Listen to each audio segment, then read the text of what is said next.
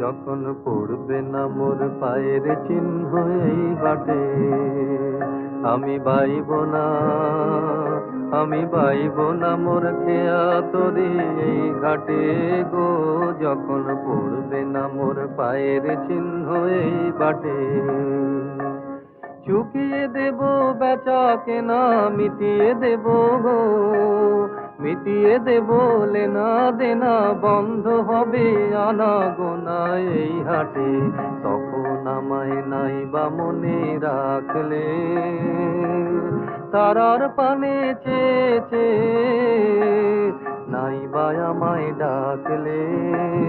যখন পড়বে না মোর পায়ের চিহ্ন এই বাটে, যখন জমবে ধুলা তান পুরাটার তার গোলায় কাঁটালতা কাট। বিভিন্ন কারণে তাদের চলে আসতে হয় যুদ্ধের সময়। তারা চলে আসেন শান্তিপুরে তাদের নিজেদের পৈতৃক বাড়িতে। পরে অবশ্য তিনি ব্রজগোপাল বাবু তিনি চলে আসেন কৃষ্ণনগরে, সেখানে তিনি থাকতেন এবং তিনি ব্যাংকে চাকরি করতেন। কিন্তু তার পাশাপাশি তিনি যেগুলো করেছেন, আরো একটা পরিচয় আমার খুব ভালো লাগলো জেনে, আমি আজকে জানলাম। সেটা হচ্ছে যে ডক্টর ক্ষুদিরাম দাসের কথা বলছিলাম, উনি তার জামাতা।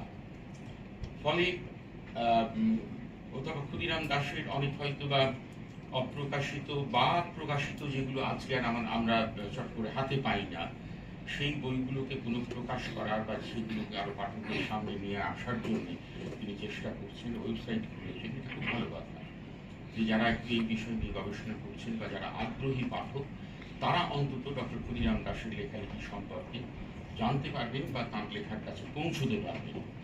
তো আমি ব্রজগোপাল বাবুর বইটি দেখছিলাম, সেখানে মূলত তাঁর মায়ের যে পরিবার এবং শান্তিপুরে সেখানকার কথা আছে, এবং সেখানে পড়তে পড়তে লক্ষ্য করলাম যে তাঁর বাবা এবং কবি জয় গোস্বামীর বাবা, তারা ছিলেন জ্যাঠতো ভাই। সেই অর্থে কবি জয় গোস্বামী ও ব্রজগোপাল বাবুর জ্ঞাতি ভাই। এবং বইটিতে উদ্ধৃতি রয়েছে, দেখলাম জয় গোস্বামী লিখেছেন তার ছেলেবেলার কথা, যে তিনি তার বাবার সঙ্গে শান্তিপুরে সেখানে রাস দেখতে গেছেন। পরে তার বাবার মৃত্যুর পরে তার শান্তিপুরে যাওয়া হয়নি বা সেই রাস দেখা হয়নি। তো আমার একটা যেটা মনে হয় যে আমরা যদি প্রত্যেকের জীবনের অনেক গল্প থাকে, তার সঙ্গে জড়িয়ে থাকে অনেক ইতিহাস, খণ্ড খণ্ড ইতিহাস।